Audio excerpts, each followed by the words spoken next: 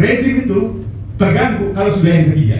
Jadi Anda mau maki Jokowi bajingan tolol, bajingan apapun, kalau cuma opini.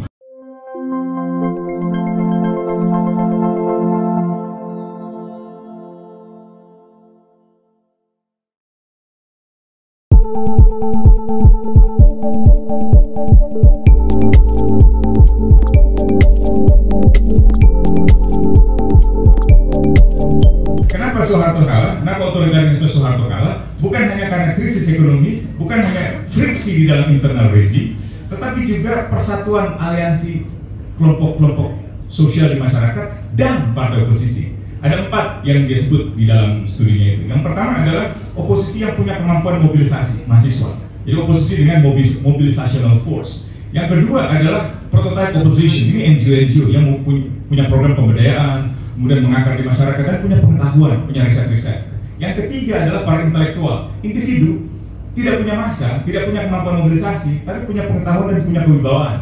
Marsilan Simanjuntak, Gus Dur dan seterusnya. Dan yang keempat adalah dari dalam partai politik, waktu itu PDI dan P3, bukan partainya tapi orang-orangnya. Gitu. Jadi kalau itu mau kita replikasi di dalam situasi hari ini, maka harus ada kembali persatuan oposisi itu setidaknya dari 4 kelompok ini. Pertama, tadi NGO ya, NGO yang ada di bawah JPR atau misalnya di bawah payung civil society. Yang kedua adalah para intelektual. Banyak sekali profesor-profesor, guru-guru besar. Yang ketiga adalah gerakan mahasiswa. Saya berkali-kali bertanya kepada BMSI Kerakyatan dan lain sebagainya, kenapa kalian nggak bergerak? Udah bang, di media sosial kita begini bang, ini bang postingnya bang, Instagram. Saya katakan, dalam banyak studi, termasuk studi-studi revolusi di Tunisia, di Mesir gitu, yang menjelaskan betapa peranan Facebook, Twitter itu sangat besar. Mereka mengatakan, pada mulanya bukanlah temuan teknologi yang terbaru yang membuat revolusi terjadi, tapi perilaku sosial dari aktor-aktor gerakan sosial yang berubah, yang menjadi baru. Teknologi itu hanya alat aja. Bahkan teknologi itu dalam perkembangan literatur terbaru menciptakan cyber otoritarianisme yang baru.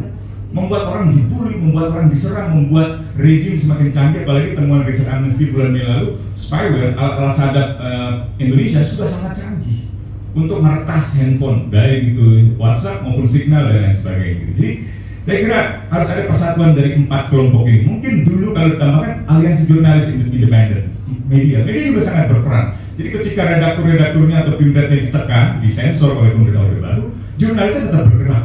Dengan membuat media-media alternatif itu. Sekarang sebenarnya muncul saya proyek Multatuli lah, Kode.com dan seterusnya, itu kan muncul sebenarnya media-media alternatif. Tapi semuanya masih pada tataran 2.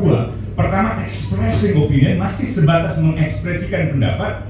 Yang kedua, baru sebatas exposing abuses, mengekspos skandal. Belum yang ketiga, yaitu memobilisasi orang turun ke jalan. Itu belum yang ketiga. Rezim itu terganggu kalau sudah yang ketiga. Jadi Anda mau maki Jokowi bajingan tolol, bajingan apapun, kalau cuma opini, dia nggak akan marah. Kalau Anda bongkar skandal korupsi, mulai mereka marah. Tapi kalau mereka sadar KPK-nya nggak gerak, nggak akan bergerak, kejaksaan nggak akan bergerak, mereka nggak akan marah, nggak akan merasa terancam. Tapi kalau sudah turun ke jalan, itu lain soal.